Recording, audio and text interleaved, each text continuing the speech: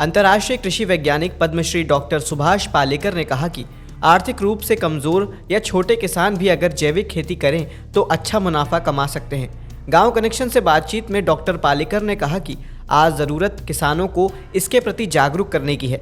जिन जिन किसान भाइयों ने जैविक खेती को अपनाया है उन्हें हमेशा फायदा हुआ है। इसके लिए ज़रूरी है कि वे कम जगह में एक साथ कई उत्पादन पर ध्यान दें। डॉक्टर पालेकर ने कहा कि जंगल विधि इसमें काफ़ी कारगर है। संयुक्त किसान मोर्चा SKM ने अपनी मांगों को लेकर 10 दिनों का विरोध प्रदर्शन शुरू किया है।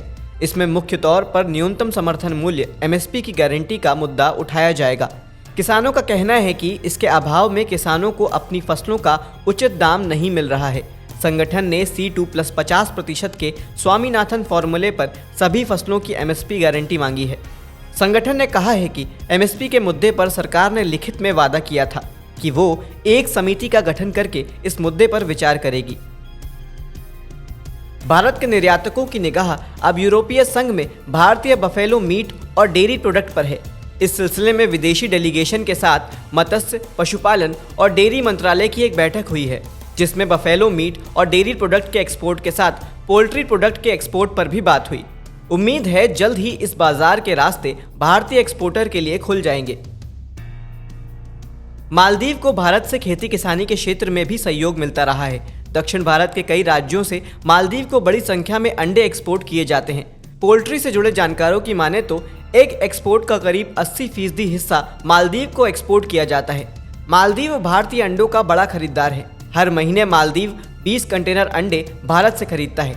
हालांकि पोल्ट्री फार्मर इस बात से चिंतित भी हैं कि दोनों देशों के बीच बढ़ी कड़वाहट का असर कहीं उनके कारोबार पर ना पड़े। देश के कई हिस्सों में ठंड का प्रकोप जारी है। यूपी के कई जिलों में बारिश के चलते तापमान में गिरावट भी दर्ज की गई है। मौसम विभाग के पूर्वानुमान के मुताबिक 10 जनवरी को प्रदेश में मौसम के शुष्क रहने की संभावना है, जबकि 11 जनवरी को कई जिलों में हल्की बूंदाबांदी की संभावना भी जताई गई है। हालांकि इस दौरान कई जिलों में घना कोहरा छाया रहेगा। एक साल के अंदर सभी तरह के दालों के दाम बढ़े हैं। सिर्फ अरहर ही नहीं, चना, उड़द, मूंग और मसूर दाल के दाम में भी इजाफा हुआ है। खास बात यह है कि दलहन के मामले में आयात पर निर्भरता बढ़ रही है। उपभोक्ता मामले विभाग के प्राइस मॉनिटरिंग डिवीजन के अनुसार 8 जनवरी 2023 को अरहर दाल का अधिकतम दाम 130 रुपये किलो था, जबकि 8 जनवरी 2024 को इसका भाव बढ़कर 209 रुपये प्रति किलो तक हो गया। भारत दुनिया का लगभग 25% दाल का उत्पादन करता है, लेकिन दुनिया के कुल दाल उत्पादन के 28% दालों की खपत भी यहीं होती है। भारतीय मौसम विभाग ने शीतलहर और गिरते पारे को देखते हुए खेत में खड़ी फसलों पर विशेष ध्यान देने की हिदायत दी है। किसानों से कहा है कि अधिक कोहरा फसलों को चौपट कर सकता है। ऐसे में ज़रूरी है कि किसान उन्हें ठंड से बचाएं। पंजाब, हरियाणा, चंडीगढ़, पूर्वी राजस्थान, हिमाचल प्रदेश, उत्तराखंड, उत्तर प्रदेश में ठंड का प्रकोप ज़्यादा है। किसानों को सलाह दी गई है कि पूर्वी राज्यों में कीट रोगों के बढ़ने को देखते हुए खड़ी फसलों की निगरानी करते रहें। अगेती या पछेती झुलसा रोग को देखते हुए आलू, टमाटर और प्याज की फसलों पर अधिक ध्यान देने की ज़रूरत है। दिल्ली हाईकोर्ट ने पेप्सिको को चिप्स बनाने में इस्तेमाल की जाने वाली आलू किस्म के पेटेंट का दावा करने की इजाज़त दे दी है।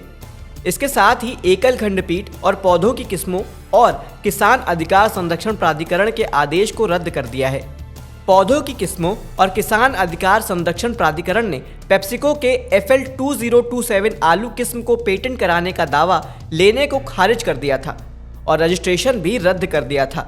इसके बाद पेप्सी ने पौधा किस्म और किसान अधिकार संरक्षण अधिनियम 2001 के तहत 3 दिसंबर 2021 के आदेश को चुनौती देते हुए दिल्ली हाईकोर्ट में अपील दायर की थी। जैविक खाद की नई तकनीक प्रोम किसानों के लिए काम की है। इस नई तकनीक में कार्बनिक खाद के साथ साथ इसमें रॉक फॉस्फेट की मौजूदगी भी होती है। प्रोम यानी कि फॉस्फोरस रिच ऑर्गेनिक मैन्योर तकनीक से जैविक खाद घर पर भी तैयार की जा सकती है। प्रोम में गोबर खाद, चीनी मील का प्रेस मड, विभिन्न प्रकार की खली आदि को रॉक फॉस्फेट के साथ कंपोस्टिंग करके बनाया जाता है। इसे बनाने के लिए किसी भी जानवर का गोबर ले सकते हैं। प्रोम के लिए गाय या भैंस का 500 किलो गोबर लें। इसके ऊपर से सूखी पत्तियां डालें। बाद में ऊपर से 500 किलो रॉक फॉस्फेट का पाउडर फॉर्म में छिड़काव करें। कश्मीर में इस साल पहले की तुलना में बर्फबारी कम देखी जा रही है। वैज्ञानिक इसके पीछे ग्लोबल वार्मिंग को भी वजह मान रहे हैं। उनके मुताबिक ऐसा अल नीनो की वजह से हो रहा है। इससे मध्य और पूर्वी प्रशांत महासागर की समुद्री सतह गर्म हो जाती है। इससे पूरी दुनिया में मौसम बदलता है।